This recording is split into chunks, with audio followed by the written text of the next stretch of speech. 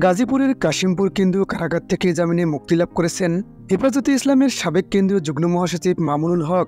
শুক্রবার সকাল 10টার দিকে তিনি কারাগার থেকে মুক্তি পেয়েছেন বলে নিশ্চিত করেছেন কাশিমপুর হাই সিকিউরিটি কেন্দ্রীয় কারাগারের senior jail super Subrata Kumar Bala. তিনি জানান, মাওলানা মামুনুল হকের কারাগারে দীর্ঘদিন যাবৎ বন্দী ছিলেন। বৃহস্পতিবার বিকেলে জামিনের কাগজ কারাগারে পৌঁছায়, কিন্তু অনেকগুলো মামলা থাকায় তা যাচাই বাছাই করতে অনেক সময় লাগায় গতকাল মুক্তি দেওয়া সম্ভব হয়নি। যদিও মামুনুল হককে মুক্তি না দিলে ঈদের পর মাঠে নামার ঘোষণা দিয়েছিল হেফাজতে ইসলাম, তবে এরই মধ্যে মুক্তি মিলেছে মামুনুল হকের।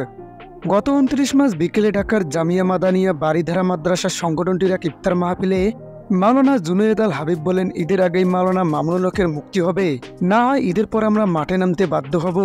19 মার্চ মামুনুল হককে জামিন দেওয়ার কথা ছিল বলে জানায় জুনায়েদ আল হাবিব।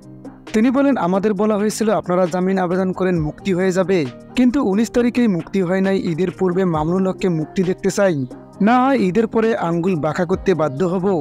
হেফাজতে ইসলামের মহাসচিব মাওলানা সাদিউর রহমান সে সময় পবিত্র উমরা পালনে সৌদি আরবে ছিলেন। জুনায়েদ আল হাবিব তিনি ফোন করে বার্তা পাঠিয়ে জানিয়েছেন, আমি যে কথাটি বলেছি সেই কথার সঙ্গে তিনি সম্পূর্ণ একমত। তিনি বলেছেন, আমাদের সঙ্গে যেভাবে বারবার প্রতারণা করা হয়েছে কথা রাখা হয় নাই। আপনি আমার পক্ষ থেকে পরিষ্কার বলে দেন মুক্তি হবে ঈদের আগে, না হয় ঈদের পর আমরা মাঠে নামব। মামুনুল হকের মুক্তি চেয়ে হেফাজতের নায়েবে আমির ও চট্টগ্রাম হাটহাজারী মাদ্রাসার পরিচালক খলিল আহমদ কাশেমি বলেন, মুক্তির জন্য আমরা অনুরোধ করেছি, সময় হলে আমরা ওনাকে যেভাবে হোক মুক্ত করব। আমাদের কঠোরভাবে কর্মসূচি দিতে হবে। ইফতার মাহফিলের সংগঠনে আরও বেশ কয়েকজন নেতা মামুনুল হককে মুক্তি না দিলেই আন্দোলনে যাওয়ার ইঙ্গিত দেন। ধারণা করা হচ্ছে সরকার বর্তমান যেহেতু চাপে আছে, তাই এক প্রকার ভয়েই মুক্তি দিলেন মামুনুল হককে।